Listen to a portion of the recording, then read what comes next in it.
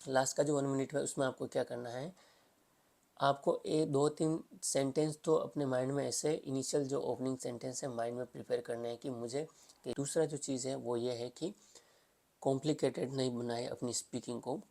Hello friends, welcome back to my YouTube channel. जैसा कि आप सबको पता है कि मेरा नाम गजराज है और मैं यूके में एज ए रजिस्टर्ड नर्स काम करता हूं।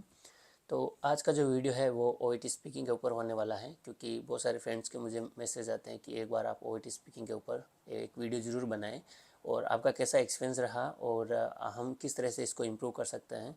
तो और स्पेशली मैं ऐसा मानता हूँ कि अगर ओईटी रीडिंग के बाद अगर कोई डिफ़िकल्ट मॉड्यूल है तो वो है ओईटी स्पीकिंग, क्योंकि ये जो स्पीकिंग मॉड्यूल है ये ग्रेजुअली इम्प्रूव होता है और ये एक डायनामिक मॉड्यूल है। मींस कि इसमें बहुत ही ज़्यादा इंटेंस प्रैक्टिस की ज़रूरत होती है। हमें किसी के साथ जो पेशेंट होता है उसके साथ हमें इंटरेक्ट करना होता है और जो भी हमारा जो रिलेशनशिप है उसको बिल्डअप करके एक नॉर्मल कन्वर्सेशंस की तरह हमें बहुत सारे जो क्राइटेरिया है उसको फॉलो करके उस चीज़ को हमें परफॉर्म करना होता है। इस आज के वीडियो में हम बात करेंगे कि जो फर्स्ट 3 मिनट का जो प्रिपरेशन टाइम होता है रोल प्ले का, उसको हम इफ़ेक्टिवली कैसे यूज़ कर सकते हैं। और क्योंकि अगर हम रोल प्ले को अच्छे से प्रिपेयर कर लिया तो फिर जो स्पीकिंग है वो रोल प्ले का जो नेक्स्ट 5 मिनट का जो हमें बोलना होता है वो हम अच्छे से इफ़ेक्टिवली हम परफॉर्म कर सकते हैं। लेकिन अगर हमारा रोल प्ले अच्छे से हमने प्रिपेयर नहीं किया है तो हम इतना कॉन्फिडेंस नहीं होते हैं और बीच में कन्फ्यूजन्स होते हैं बहुत सारे, और फिर हम अटक जाते हैं और हमारी फ्लुएंसी और वो सब इतना मेंटेन नहीं रहता है। तो हम किस तरीके से वो 3 मिनट्स को हम इफ़ेक्टिवली यूज कर सकते हैं तो उसके बारे में बात करेंगे। और उसके अलावा कौन कौन सी चीज़ें हैं जो आपको ध्यान में रखनी चाहिए और कौन कौन सी चीज़ें हैं जो आपको अवॉइड करनी चाहिए, वो सारी चीज़ें हम इस वीडियो में बात करेंगे। अगर हम रोल प्ले की बात करें तो उससे पहले अगर हम बात करें तो कि कॉमन जो कन्फ्यूज़न होते हैं वो क्या होते हैं जब हम स्पीकिंग करते हैं, तो अगर उसकी बात करें तो फर्स्ट कन्फ्यूज़न ये होता है कि हम कई बार ऐसा होता है कि स्पीकिंग करते करते हम जो सेटिंग होती है कि हम कौन से सेटिंग में बैठे हैं, मीन्स कि ये हॉस्पिटल वार्ड है, रिकवरी है, एडमिशन एंड इमरजेंसी है या फिर कोई अदर सेटिंग्स है, होम केयर है, तो उसमें हम भूल जाते हैं कई बार बीच में बोलते बोलते कि हम हमारी सेटिंग क्या है और हमें किस तरीके से रोल प्ले को स्टार्ट करना है। दूसरा जो कन्फ्यूज़न होता है वो ये है कि कई बार हम पेशेंट का जो जेंडर है उसको भी हम भूल जाते हैं। कई बार हम कंफ्यूज हो जाता है कि ही बोलना है, सी बोलना है, हिम बोलना है या फिर हर बोलना है, तो वो रोल प्ले के इन बिटवीन कन्फ्यूजन स्टार्ट हो जाते हैं। और उसके अलावा जो कन्फ्यूजन होता है वो है कि रिलेशनशिप का, मीन्स कि कई बार ऐसा होता है कि हम पेशेंट्स के मदर के साथ बात कर रहे होते हैं, पेशेंट्स के फादर के साथ बात कर रहे होते हैं या फिर पेशेंट्स के सन के साथ या डॉटर के साथ, तो वो रिलेशनशिप में हमारा हम भूल जाते हैं और फिर हम वहाँ पे हम ग्रामेटिकल मिस्टेक करते हैं, वही ही और सी, हिम हर, उसमें हम मिस्टेक करने लग जाते हैं। तो ऐसे सारे कन्फ्यूजन स्टार्ट हो जाते हैं। तो हम किस तरह से इफ़ेक्टिवली मिनट्स को हम यूज कर सकते हैं और किस तरीके से उस रोल प्ले को अच्छे से प्रिपेयर कर सकते हैं। तो अगर हम बात करें रोल प्ले की, अगर हम रोल प्ले की बात करें तो रोल प्ले को स्पेशली 3 थिंग्स के अंदर डिवाइड किया है। फर्स्ट अगर बात करें तो फर्स्ट है सेटिंग्स, जैसा कि मैंने पहले बोला था। तो हमेशा सेटिंग्स जो होती है उसको हमें ध्यान से देखना होता है और उसको हमें अंडरलाइन करना होता है कि जो रोल प्ले की जो सेटिंग है वो कौन सी है, मीन्स की हॉस्पिटल वार्ड है या फिर आईसीयू है या फिर सर्जिकल वार्ड है या फिर रिसेप्शन है। तो किस तरह का जो सेटिंग है उसको हमें माइंड में रखना है, ठीक है। उसके अलावा नेक्स्ट जो होता है सिनेरियो, वो होता है बैकग्राउंड इन्फॉर्मेशन, मीन्स की जो पेशेंट की जो बैकग्राउंड इन्फॉर्मेशन होती है उस रोल प्ले के अंदर होती है। मीन्स कि पेशेंट्स कितनी एज का है और पेशेंट का क्या जेंडर है, पेशेंट को क्या मेडिकल कंडीशन है और पेशेंट का जो मेन कंसर्न है वो क्या है और किस वजह से पेशेंट ने यहाँ पे आया है, हॉस्पिटल के अंदर एडमिट हुआ है या फिर क्लिनिक पे आया हुआ है। नेक्स्ट जो होती है वो टास्क होता है जो कि थर्ड पार्ट के अंदर होता है, जैसे कि इन्फॉर्मेशन गैदर करना है। नेक्स्ट जो होता है कि पेशेंट को कैसे एक्सप्लेन करोगे प्रोसीजर को, कोई भी प्रोसीजर अगर पेशेंट प्रोसीजर के लिए आया हुआ है, तो ये सारी चीज़ें टास्क के अंदर होती है कि आप कैसे सिंपैथी शो करोगे, कैसे आप रीश्योरेंस करोगे पेशेंट को।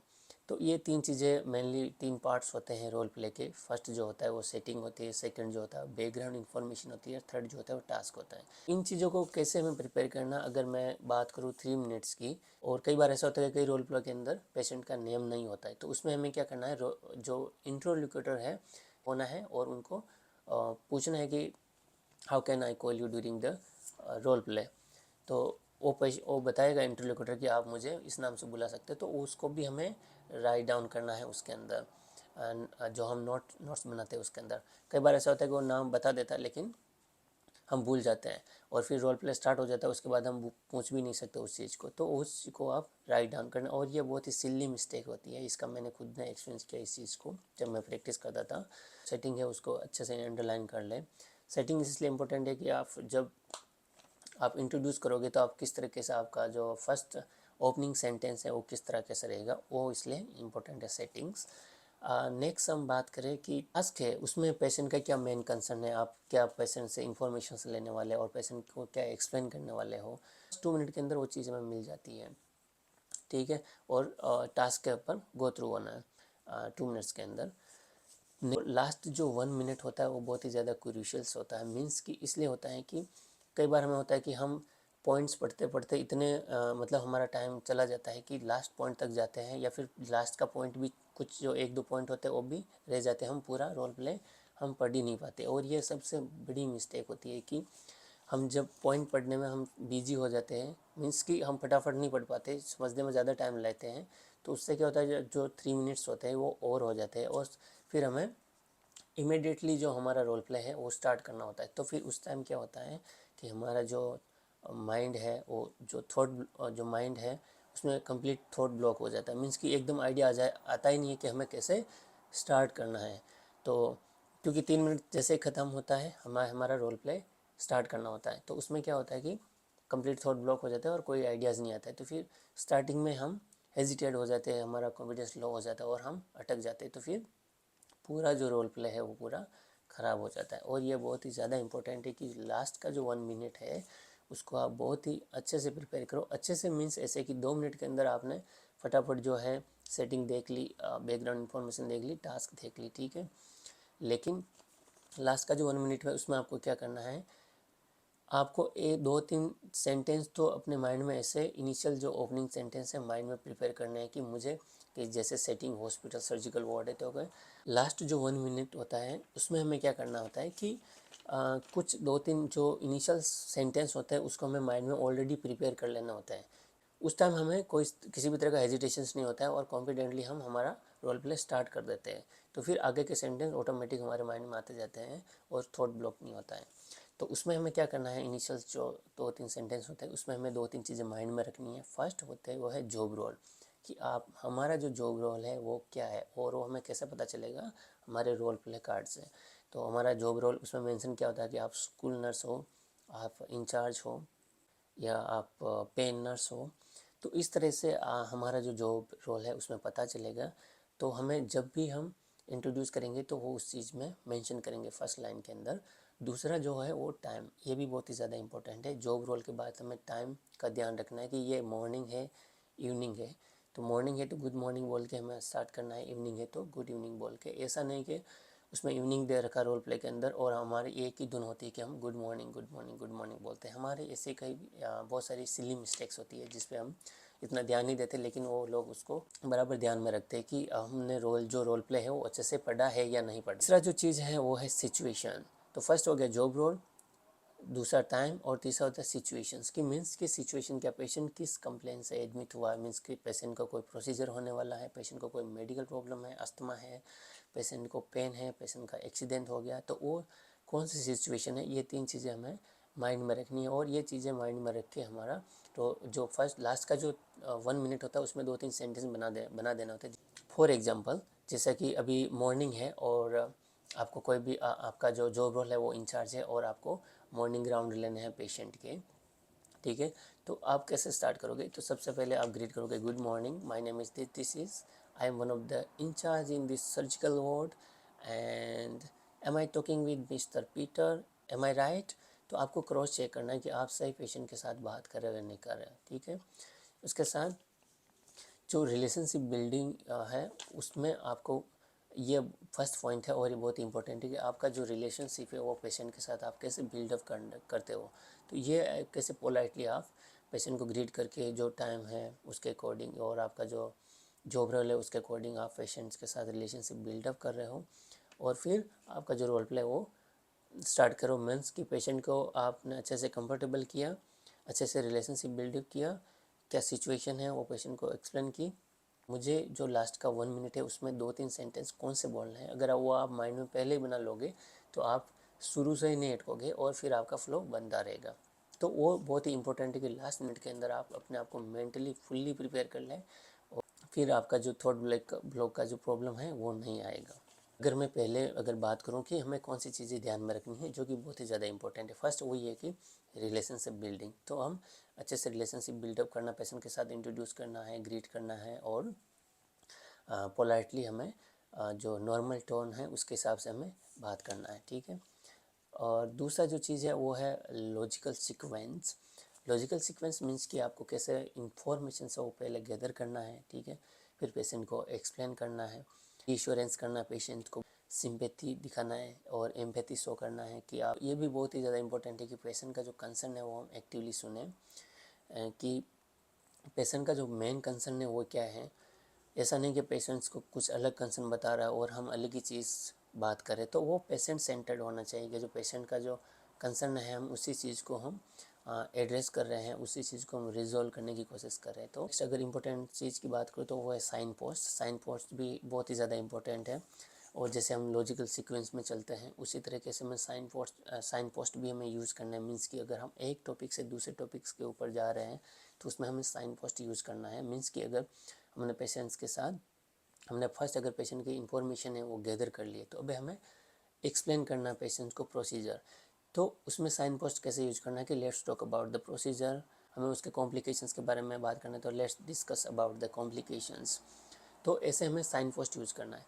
इनिशिएटिव, आपको हमेशा इनिशिएटिव्स लेना है रोल प्ले के अंदर। इंटरलोक्यूटर नहीं बोल रहा है, हमारी किस्मत बहुत ही ज़्यादा ख़राब है और इंटरलोक्यूटर बहुत ही ज़्यादा चुप है। कई बार ऐसा होता है कि कोई कोई जो इंटरलोक्यूटर है वो थोड़े रूड होते हैं, मैंने दूसरों के एक्सपीरियंस से सुना है, हालांकि मेरे साथ ऐसा नहीं हुआ है। तो उसमें हमें इनिशिएटिव लेना है। अगर पेशेंट कुछ नहीं बोल रहा है तो हमें कैरी ऑन करते रहना है रोल प्ले को और उसको एटलीस्ट जब तक इंटरलोक्यूटर हमें रोके नहीं तब तक हमें बोलते रहना है ना। कई बार ऐसा होता है कि रोल प्ले बहुत छोटा होता है तो हमें 3 मिनट में हमें वो ख़त्म हो जाता है और फिर आइडियाज़ नहीं आते कि यार हमें अभी क्या बोलना है और 2 मिनट और बाकी पड़े हैं। तो उसमें टेंशन लेने की बात नहीं है, उसमें हम वापस रोल प्ले को मीन्स स्टार्ट कर सकते हैं कि पेशेंट को बोल सकते हैं कि अगर आपका और कोई कंसर्न है तो मैं उसको एड्रेस कर सकता हूँ। तो पेशेंट बोलता है मेरा कोई कंसर्न नहीं है अभी, और कोई बोल देते हैं कि हाँ यस मुझे ये चीज़ जाननी है, और तो हम उसके बारे में कैरी ऑन कर सकते हैं। अगर पेशेंट ने मना भी कर दिया कि नहीं मेरे कोई कंसर्न नहीं, तो भी आप उसको कैरी ऑन कर सकते हो। कैसे कि मीन्स कि आप बोल सकते हो कि is that all right if I talk about the home remedies which will help in your condition. तो आप होम रेमेडीज़ के बारे में एक्सप्लेन कर सकते हो। कोई भी जो लिफलेट है इन्फॉर्मेशंस का उसके बारे में आप बता सकते हो कि ये लिफलेट है, इसके बारे में आप ये ले लो, इसके ऊपर गो थ्रू होना, इसमें आपको आइडियाज़ मिल जाएंगे। आप इमरजेंसी में कहाँ पे कांटेक्ट कर सकते हो उसके बारे में बोल सकते हो। अगर तो आपका कोई पेशेंट को अगर कोई स्मोकिंग सेसेशन वाला है तो अगर उसको कोई प्रोग्राम हमें रिकमेंडेड करना है तो हम यहाँ पे हमारे हॉस्पिटल में प्रोग्राम चलाते हैं, तो मैं उसके बारे में आपको रिकमेंडेड कर सकता हूँ। तो इस तरीके से हमको कोई ना कोई चीज़ को शामिल करके रोल प्ले को कैरी ऑन करना है और 5 मिनट तक उसको घसीटना है कम से कम। नेक्स्ट जो है वो ये है कि हमें कौन सी चीज़ है वो हमें नहीं करनी है रोल प्ले में। हमेशा open ended and close ended question हमें पूछने हैं रोल प्ले के अंदर। इसके अलावा अगर आपको पता चल गया रोल प्ले को देखते ही कि उसमें बहुत ज़्यादा पॉइंट्स हैं तो उसमें भी आपको घबराने की बिल्कुल ज़रूरत नहीं है ना। ऐसा नहीं कि अगर आपके 2-3 पॉइंट छूट गए पीछे तो 10 सारे पॉइंट जो है वो कवर नहीं किए। तो ऐसा कोई क्राइटेरिया नहीं कि आपको सारे जो पॉइंट्स है उसको कवर करने हैं और सबको एड्रेस करने हैं। आप कोशिश करो कि जितना हो सके उतना आप कवर करें। उसके अलावा जैसा कि मैंने पहले आपको बोला था कि जब भी आप बोलते हो तो पेशेंट्स को अंडरस्टैंडिंग आपको चेक करनी है। मीन्स कि अगर कोई चीज़ आप एक्सप्लेन कर रहे हो है ना कि प्रोसीजर, जैसे कि इस प्रोसीजर में आपको इतना पेन होगा, इतना टाइम लगेगा, इतना आपको ये चीज़ आपको हो सकती है, इतने दिन तक आपको रेस्ट करना है, ये सारी चीज़ें। तो बीच बीच में आपको पेशेंट का अंडरस्टैंडिंग चेक करना है कि did you get my point, what I mean to explain. तो उसका एक्सप्लेन, ऐसा नहीं कि आप खुद बोले जा रहे हो और आपने पूरा ख़त्म कर दिया और पेशेंट को मौका भी नहीं दिया कि उसको बीच में कोई डाउट्स तो नहीं है। तो अंडरस्टैंडिंग जो check the patients understanding is really important. Patients को जैसे मैंने बोला था कि एक्टिवली इन्वॉल्व करना है रोल प्ले के अंदर, बीच बीच में उसको बोलना is that all right, if we talk about this, is that all right, if we talk about this. तो पेशेंट्स का कंसेंट हमें लेना है, उसकी अंडरस्टैंडिंग हमें चेक करनी है, और वो बहुत ही ज़्यादा इंपॉर्टेंट है। तो हमें इन्वॉल्व करना है और जो इनिशिएटिव है वो हमें लेना है, हमें बोलते रहना है, बोलते रहना है। अगर नेक्स्ट जो चीज़ हमें अवॉइड करनी है वो ये है कि कंपाउंड क्वेश्चन हमें नहीं करने हैं। कंपाउंड क्वेश्चंस का मीन्स कि 2 क्वेश्चंस हमें एक साथ नहीं करना है ना, कि do you have pain and what kind of pain do you have, एक टाइम में एक ही क्वेश्चंस पूछे। दूसरी जो सबसे इम्पोर्टेंट चीज़ है वो ये है कि आपका जो स्पीकिंग है उसको आप कभी कोशिश नहीं करें कि फैंसी हमें सेंटेंस बनाएं, फैंसी ईडियम्स हम यूज़ करें, फैंसी फ्रेजेस यूज़ करें और फैंसी वर्ड्स हमें यूज़ करके उसको इम्प्रेस करने की कोशिश नहीं करें एग्जामिनर को। अगर हम इम्प्रेस करेंगे, कई सारे हमारे पास ओईटी मटेरियल होता है, तो हम उसको क्या करते हैं, उसमें अलग अलग तरीके से ईडियम्स होता है, अनाप शनाप मटेरियल भरा होता है हमारे पास, तो हमें ईडियम्स और फ्रेज हमें याद करने की कोशिश करते हैं और फिर हम उसको इम्प्लीमेंट करने की कोशिश करते हैं।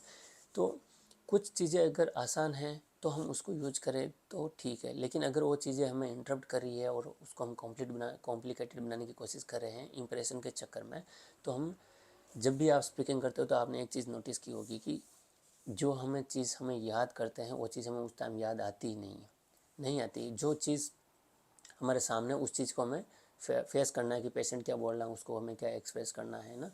तो जो हमें कोई भी चीज़ हमें याद करने की कोशिश नहीं करनी है कि मुझे ये सेंटेंस इस तरीके से बोलना है, ऐसे बोलना है, सेम टू सेम मुझे ये सेंटेंस ऐसे बोलना है, तो उस सेंटेंस को ऐसे याद करने की कोशिश नहीं करें।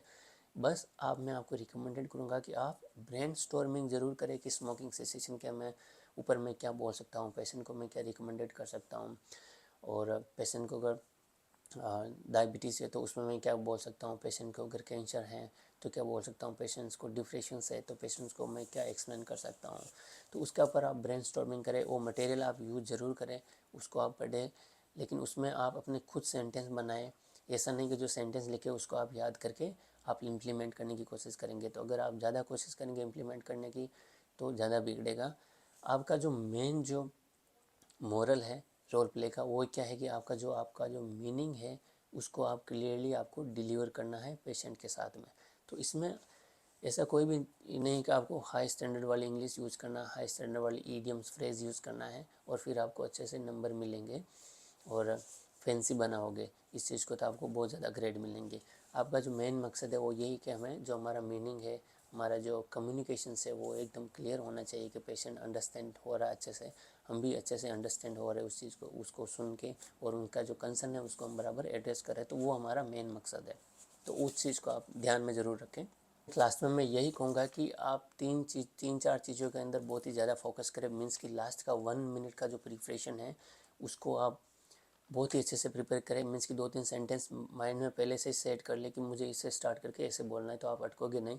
दूसरा जो चीज़ है वो ये है कि कॉम्प्लिकेटेड नहीं बनाए अपनी स्पीकिंग को, जैसा है जितना आता है normal speaking, normal word, common word वो यूज करें, कोई दिक्कत नहीं, लेकिन थोड़ा ध्यान रखें कि रिपीटेशंस नहीं करें। जैसे कि रिपीटेशंस भी हम करते हैं बार बार कि I can understand, I can understand, I can understand, तो उस चीज़ को आप थोड़ा अवॉइड करने की कोशिश करें। उसके जगह आप कुछ दूसरे सेंटेंस वो यूज करें, लेकिन ऐसा नहीं कि हर बार आप न्यू सेंटेंस यूज करें। अगर हर बार आप न्यू सेंटेंस यूज करोगे तो कुछ भी चीज़ आपको याद नहीं रहेगी। तो 2-5 सेंटेंस आप ऐसे याद कर लें जिसको आप बारी बारी से यूज कर सकते हैं, वो चीज़ आप ध्यान में रखें। बाकी जो ब्रह्मास्त्र है इसका वो यही है कि अच्छे से रिलेशनशिप बिल्डअप करें, बहुत ही ज़्यादा मतलब अच्छे से रिलेशनशिप बिल्डअप करें। 5 मिनट तक बोलते रहे मीन्स कि आपको इनिशिएटिव लेना है, पेशेंट्स को इन्वॉल्व करना है और रोल प्ले को घसीटना है 5 मिनट तक। और कोई भी कन्फ्यूजन हो रोल प्ले प्रिपरेशन के दौरान तो आप एग्जामिनर को बेझिझक पूछ सकते हो, है ना। कोई भी मीनिंग का समझ में नहीं आ रहा हो या फिर आप किस चीज़ से पेशेंट किस नेम से पेशेंट को बुला सकते हो तो उसका आप नोट बना लें, किसी भी तरह का कन्फ्यूज़न नहीं रहना चाहिए। और बाकी प्रैक्टिस करते रहे, खुद भी प्रैक्टिस करें, फ्रेंड के साथ करें, एक दूसरे की स्पीकिंग चेक करें, एक दूसरे की मिस्टेक जो है मिस्टेक फाइंडिंग करें, उसके ऊपर काम करें। मैं भी एक टाइम था जब एक सेंटेंस भी मैं नहीं बोल पाता था, लेकिन फिर भी मेरी ओईटी क्लियर हो गई। तो हम अगर रेगुलर प्रैक्टिस कर रहे हैं और अगर हमें वो जज्बा है तो एक दिन वो चीज़ ज़रूर इम्प्रूव होती है। और ये वीडियो आपको अच्छा लगा हो तो सब्सक्राइब ज़रूर करें। Thank you for watching.